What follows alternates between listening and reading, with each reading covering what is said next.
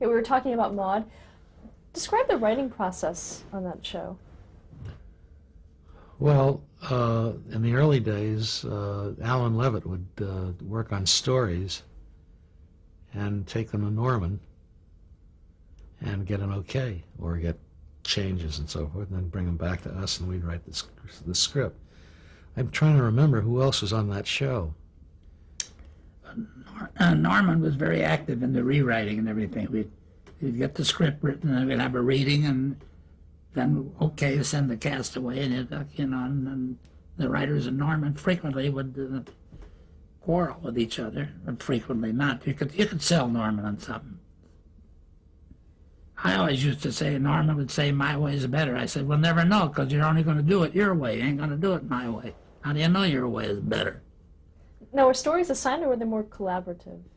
They were collaborative, yeah. How were credits designated? Well, there were only 4 of us, as I recall, on the show, besides Alan Levitt. I'm trying to think of who the other team was. I don't remember. Isn't that awful? It wasn't written in concert, though. You were assigned certain scripts. Yeah, we'd write the whole script. And the other team, if there was another team. If I can't remember it, maybe there wasn't any. I don't think there was to start with, Between Rod and you. Oh, there was Rod, that's right. Rod Parker was the... He did some writing, but he never wrote a script on his own. He could have, but that wasn't his job. He was the producer under Norman. Norman was the executive producer. He was a good writer, and he would rewrite. So, in effect, I don't recall. There must have been another team. I don't think we wrote them all. I don't think so. There was Susan Harris worked on some 1 or shows. 2. Bud Grossman? Bud worked on the show, yes. You have the credits? Didn't we try Pamela Chase, or was that for all That was for fair? 1 or 2 of the shows, yeah, when Was that for All's Fair, or was that for Maude? no, that was from Maude. But we had outside writers. Yeah. But Charlie Hug. Charlie came on much later, and That's right, Charlie did. and wrote. And then when we left, we produced the last year we were on, and then when we left where did we go to? Wherever we went, he came To on. All's Fair. All's Fair, that's right. But that was concurrent with he became the producer. Were you present during the tapings of the show? Sure. Can you describe the set for us? Well, it was a typical living room, and like most sitcom living rooms, had an upstairs and a step up at the front door and a lot of closets. You always need closets in sitcoms. Did you have to make a lot of changes to the script? No. Was there any ad-libbing? What show are we talking about? Maude. Oh, Maude. No. Not much. Didn't much ad-lib.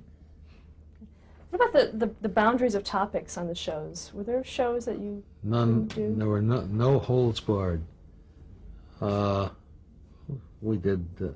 Susan Harris did the abortion shows, and we rewrote them. Can you talk about them? Can you describe that show? The plot? Yeah, she was found out that she was pregnant, It was a and two-parter. That was the first part. A woman finding out she's pregnant, a woman like Maude finding it's funny. Deciding whether to have an abortion isn't funny. I mean, she says at the age of 65 she's going to be reading Goodbye Moon, and so that came along. It was very controversial, and a lot of stations did not run it. To this day, they don't run the reruns. But it was handled delicately. We showed both sides. We rewrote Susan. Susan wanted to take her name off of it. She's a wonderful writer, by the way. And found out that it was up for an award, $10,000. She put her name back on. So we didn't get any credit for that, I don't think. What changes did you make to that script? I forget. I mean, that was years ago. I forget what I had for breakfast. What did you done about the abortion show? Well, one thing I give Norman the credit, it was an old device, but he thought about putting it in at work. Just before they were making the final decision, she's got to go to the hospital tomorrow to show have an abortion or not. She can't sleep, and then they start playing gin rummy up in the bedroom on the bed. And he beats the hell out of her gin rummy. It was hilarious for 2 minutes, and then they went back to the thing. It's hard to get humor out of abortion. It's hard to get humor out of drunkenness. It's hard to get humor out of a lot of the serious subjects that we did. We did it, and it was worthwhile. And you know, Norman gets the credit. He was the one who was the He had to inject those issues into comedy. Now, did a lot of the storylines themselves come from Norman Lear? Not a lot of them. He was very helpful in the ones that he... Every now and then he'd have an idea. Why don't we do a show about? But he was the one who said, he was the one who said, we want to have a guy drop dead on stage. It's hilarious. And I said, that's not funny, Norman. He said, it'll be funny. I said, it'll be funny if you get Ben Blue to drop, You get a funny guy to drop dead. It was a very funny show, and a two-parter. It was Walter's 50th birthday. And unbeknownst to Walter, Maude has arranged to have his boyhood friend flown in for the party from Peoria or wherever. Clyde, I think his name was. And as a surprise. And Walter had been explaining to the next-door neighbor, that Dr. Harmon, Conrad Bain, about how he's going to turn 50 and he hasn't accomplished his life's purposes. One of the things that he wanted to do was go to Paris and make love to a chorus girl, I think was one of them, and also to go in vaudeville. He and Floyd, his boyhood friend, had an act together, and it was wonderful. He says, what was it? He says, well, there's an old spinning wheel in the parlor. Conrad says, that sounds wonderful. So he's depressed. And here he is, 50 years old, and he had just been playing golf with a guy who was 48 who dropped dead. His life is finished. And he goes home, and he's sitting in the living room. There's a knock on the door, and he says, come in, and it's Floyd. Now, Floyd was an actor who had little tiny glasses like that, and a wizened little face, and he couldn't see very well. And he said, Walter? Floyd? Walter? Floyd? Walter?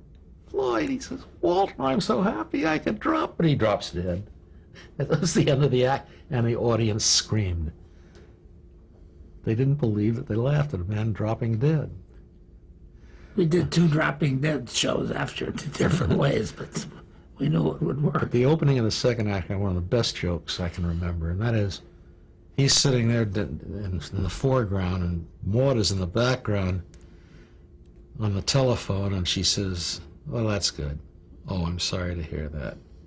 Thank you for calling. She hangs up, and she says, that was the American Legion in Peoria. Floyd got there all right, but they lost his luggage. The body got back okay. Now, did the show encounter a lot of network interference? No, a little. You know, there were discussions, and sometimes they won and sometimes they didn't. I remember when Walter had a heart attack at a woman's house. It was absolutely innocent. One of his employees had tried to kill herself, and he was over there consoling her, and he had a heart attack. And he couldn't tell. It looked suspicious. And finally, and Maude is tiptoeing around the whole time and being very discreet about it. And finally he tells her the story, and she says at the end of the last line is, "You son of a bitch." And we had a lot of fight about that, but they let it in. And Norman says to the network, "Tell us what to say. What would you say in that situation?" And they couldn't, so we did. Let's talk about a few of the episodes. Maude and the Psychiatrist. Oh yeah, that was wonderful. That was written by an outside writer Jay Folb wrote it. who had written a lot of short stories and things that were published and we read and we liked. But that was Norman's idea, Yeah. to do an hour show with just Maude speaking. That was his idea. It was rather revolutionary, and it worked. And I thought it was maybe one of the best half hours that's ever been on television. She was very good at It was an the excellent, art. It was wonderful. excellent show. We all contributed to it. Jay wrote the original, so he got the credit. And it was a tour de force. Now, was B. Arthur involved in the writing of Never, never, Did she stick to never, the scripts? never. No, she did what she was given. I don't know that she ever had an idea, ever liked or disliked, but she did what she was handed.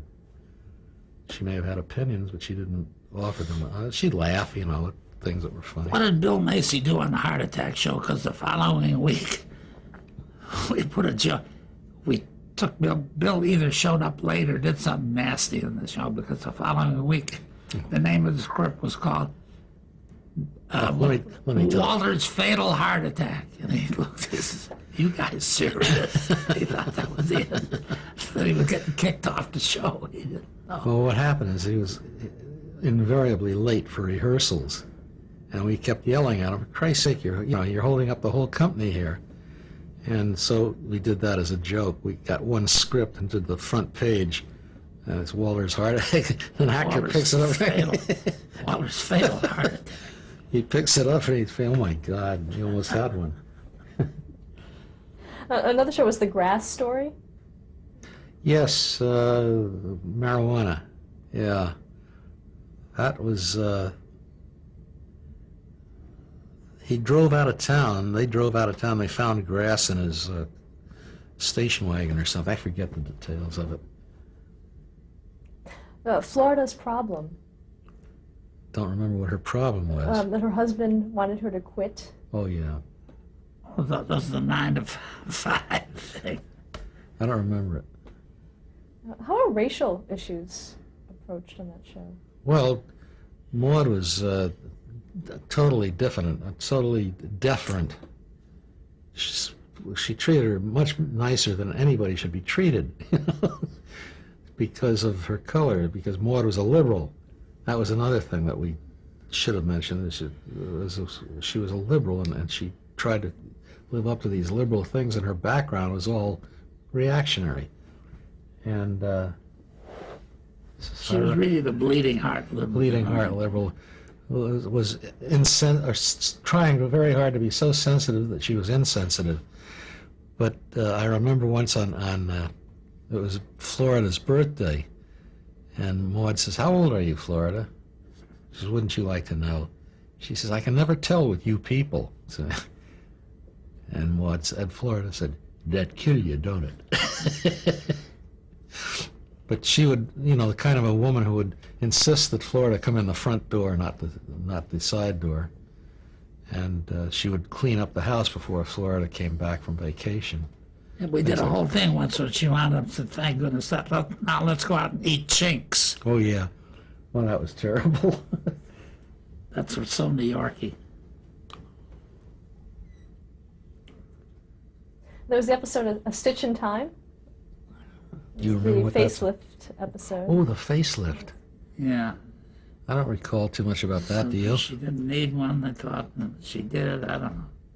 Something with her and Rue. I don't know. Somebody, Artie, Julian, and someone did a great show with Rue with her husband coming home. We didn't write it, but it was hysterical. She goes to the door in a very flimsy Oh yeah, gown. that was in the days when there was a woman who wrote a book who said the way to greet your husband when he comes home is with saran wrap. and nothing else. And and they go over to visit Rue, and she comes to the door thinking it's her husband, Who'd been out of town. who's been out of town, and she's wrapped in saran wrap, and that's all.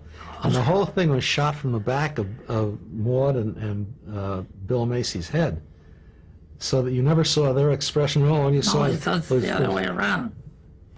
Shot from back of Rue, because all you had to see was bees looking up and down at this supposedly nude woman.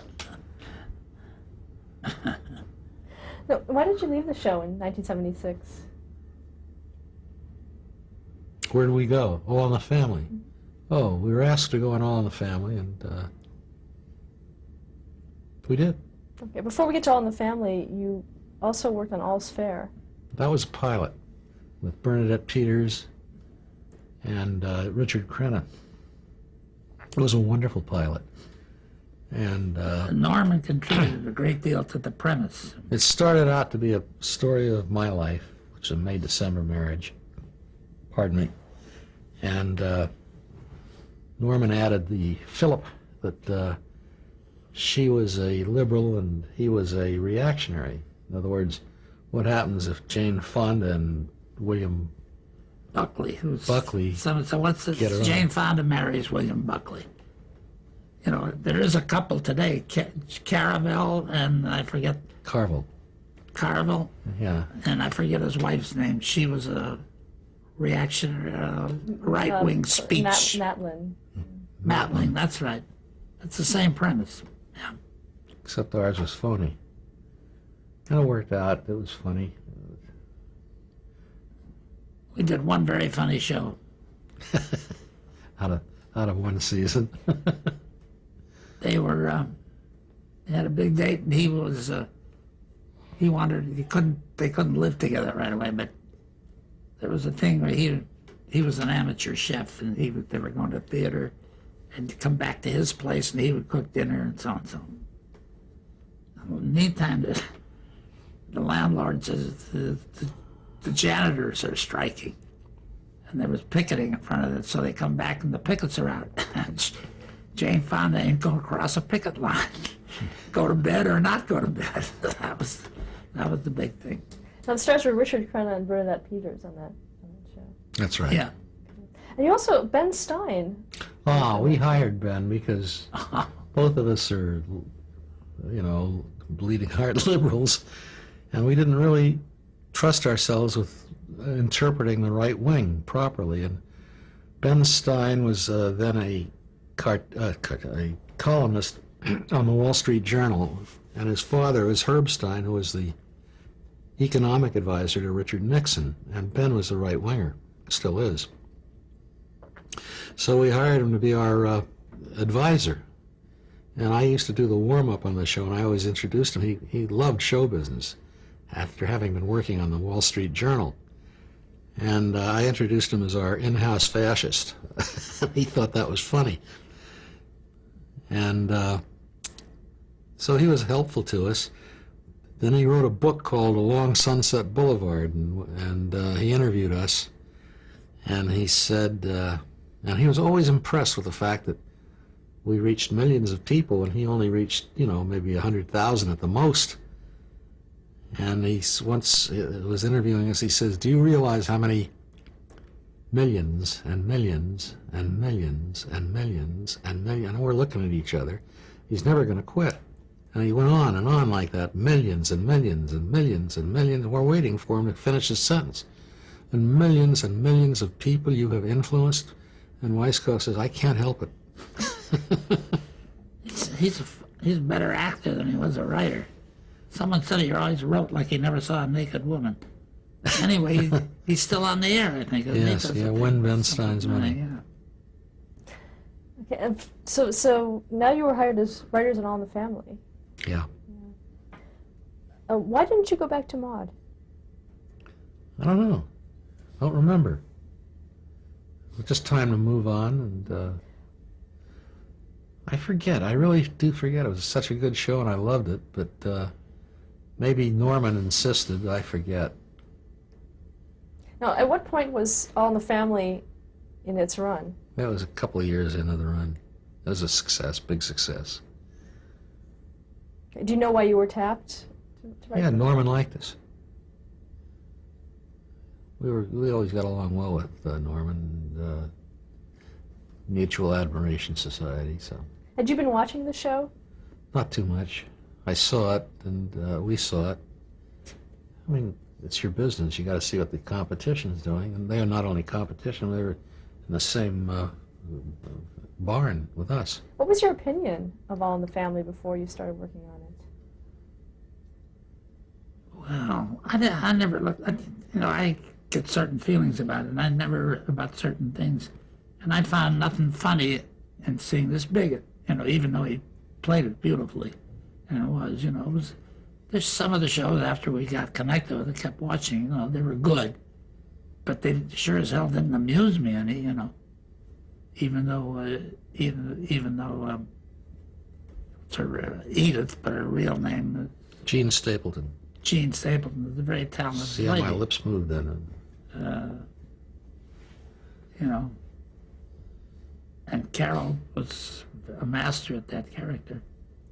But I didn't think it was funny. But I didn't think the movie that just won all the Oscars. I saw it, and it's a very well done picture, I think. But I was always taught you got to be rooting for someone. You hated everyone in this movie, so I said, well, I didn't like these goddamn people. What am I spending 2 hours looking at them? What movie are you talking about? American Beauty. Oh. So what made you decide to say yes to Because going he hated to it. Family? What made you decide to say yes to going onto that show, to All the Family? Well, one thing was I was making my living there doing it. We probably could have stayed on Maude. We had 4 years of Maude. It's enough. At what point in All in the Family's evolution did you come onto the program as far as the storyline? Had Archie bought the bar? No, that's the last year. And then it became Archie Bunker's Place. There was a whole year of that. We did that. Wasn't very good. Carol got too arrogant, and so it was difficult. He got rid of the audience. He was going to show you didn't need an audience. He would take care of the whole thing. This was Archie Bunker's Place? Yeah. How long were you in All in the Family before? I think 2 years, but I'm not sure. So, yeah. Really, you asked me to look back. I can't remember years and how long we did things. Well, let's talk about some of the episodes that you did for All in the Family. You wrote the Cousin Liz episode. We did that, and I think we won an Emmy for it, didn't we? Yeah, that was called originally Liz Was a Les. And That was a good show. the rape show we did. That was a 2-parter. I think the second part of the rape show is what won an Emmy. That was Edith's 50th birthday That's right. episode. That was the rape show, Edith's 50th birthday, yes. Now, how did you manage to, again, balance the comedy and the drama on a show like that? Not easily. But you got funny characters. Well, such things as we did some research, and you're supposed to, if you have a guy that's going to attack you, maybe you got a chance, keep talking. And she's, in that voice of Edith, she offers him coffee, and he says, no, I don't want coffee. She says, we have Sanka. Sanka, that kind of stuff, which is funny. That didn't stop him, of course. And she finally pushes the birthday cake in his face, is what she did, and ran out the door. Right out of the oven. Were you involved in the casting of David Dukes? as the Yes. rapist? Yeah. He was great. He's still acting around. Yeah. He didn't make as big as I thought he would and should. Excellent Very talented fellow. Were you very specific about the person that had to play this character? I don't remember how specific we were. We He's went. got a terrible name. This guy with the same name as head of the Yeah, Ku Klux it's David Klan. Dukes. Yeah. Yeah.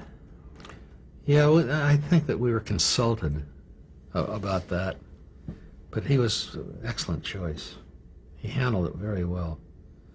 Not easy to try to rape an icon, And talk about Jean Stapleton and her abilities. Brilliant characterization. And we worked with her later, and she was not good because she still hadn't gotten over playing Edith Bunker. So the part didn't call for an Edith Bunker character. It's called Baghdad Cafe, you know. And she was not very good in that. Whoopi Goldberg, I think, was on that too. Didn't last long. It was a good picture. She was a royal pain. Typical actor. Thousands of people are going to hear you say this. She's my neighbor. I've got to live with her. Another episode you The did neighborhood. is Edith's Crisis of Faith. Yes. Somebody else did the story. Tarloff's son did the story. That's right, Eric Tarloff. And we did the script. It was good. It was, I forget why she lost her faith. But, Her friend Beverly LaSalle had been killed. oh, that's right. Yeah, oh yeah, the female imitator. Yes. Liz is a Les. That was a funny scene. They go down to this small town and they're early, so they take a room in a motel. And they're about to leave, and Archie gets an idea because the bed is perfect. He goes and rustles up the bed. Like they at least had some sex in the bedroom. Otherwise, they'll think we're perverts. Another episode was The Civics Go West. That was tender and very moving. They moved all the way to California. No, it was very nice. There was a scene at the end Oh, when they left with the Rob. And when Rob Meathead put his arm around Archie, and Archie could barely get his hand around. He kept moving it and not really getting the hug. Yeah. That was very effective. That was in the script, the way to shoot it. Sometimes we would put that kind of direction in, so to make a point. But it was a very dramatic point. Now, when the show was changed to Archie Bunker's place, what kind of changes were made? Well, we had no Edith. And that was a big loss. Well, talk about writing the death of Edith. I don't remember writing the death of Edith. I think it was just a fait accompli. Though they never had a show on it, did they? No, the show opened with her. She is gone. Yeah. Dead. Well, this was Carol's conceit, really. Yeah. He got rid of the kids. He got rid of the writers. And then he got rid He of the got rid of audience. Norman. He got rid of the audience, and he got rid of Edith. Now, why did he do that? What was his... He's an arrogant man. Ego. He's a brilliant actor, but actors have egos. Okay, let's stop there to change the tape.